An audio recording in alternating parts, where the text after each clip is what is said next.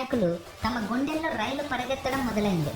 అప్పుడు రాకీ, నేను సాధ్యమైనంత వరకు యుద్ధాన్ని తప్పించడానికి ప్రయత్నిస్తా, కుదరలేదంటే గెలిచే తీరుతా అని అంటాడు.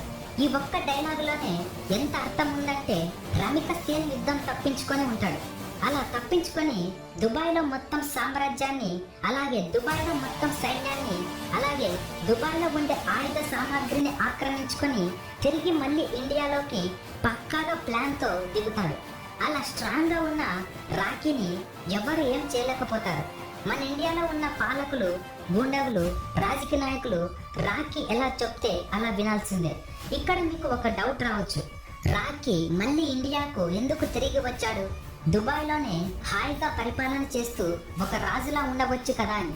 కానీ రాకీ వాళ్ళ అమ్మకి మాట ఇచ్చాడు, ప్రపంచంలో ఉన్న బంగారం అంతా ఇస్తాను అని.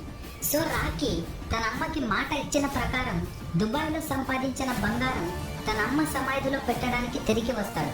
ఇక్కడ కేజీఎఫ్ గురించి ఇంట్రెస్టింగ్ విషయం ఏమిటంటే, కేజీఎఫ్లో మొత్తం 9 టెరిటరీస్ల గోల్డ్ మైనింగ్ ఉంది. ఆ 9 మైనింగ్లలో కేవలం 3 మైనింగ్లలో గోల్డ్ వెలికి తీశారు. మిగతా మైనింగ్లలో గోల్డ్ వెలికి తీయడానికి రాకీ మళ్ళీ తిరిగి కేజీఎఫ్ సామ్రాజ్యాన్ని యథావిధికి తెస్తాడు. అలా మళ్ళీ రాకీ కేజీఎఫ్ సామ్రాజ్యాన్ని ఏలుతూ ఉంటాడు. రాకీ ప్రపంచంలో ఉన్న బంగారం అంతా ఇస్తానన్న మాట ప్రకారం చాప్టర్ 2లో ఒక బంగారం బిస్కెట్ పోలీసులు తీసుకొని ఉంటే ఆ పోలీస్ స్టేషన్కి పెద్దమ్మ గన్నుతో బుల్లెట్ల వర్షం కురిపించి పోలీసులకు భయం అంటే ఏంటో చూపిస్తాడు. ఈ సీన్ అయితే ఈ మూవీకి అల్టిమేట్ సీన్ అని చెప్పవచ్చు. అలా కేవలం ఒక బంగారపు బిస్కెట్ మిస్ అయితేనే అలా రియాక్ట్ అయిన రాకీ అంత సింపుల్గా కేజీఎఫ్ని ఎలా వదులుకుంటాడు? నెవర్. సో రాకీ బాయ్ పక్కగా ప్లాన్ చేసి మిగిలిన గోల్డ్ మైనింగ్ని ఆక్రమించుకుంటాడు. రమిక సేన్ ఒక లేడీ కాబట్టి తనతో యుద్ధం చేయలేక ఇలా ప్లాన్ చేసి కేజీఎఫ్తో పాటు ఇండియాని మొత్తం ఏలుతాడు రాకీ.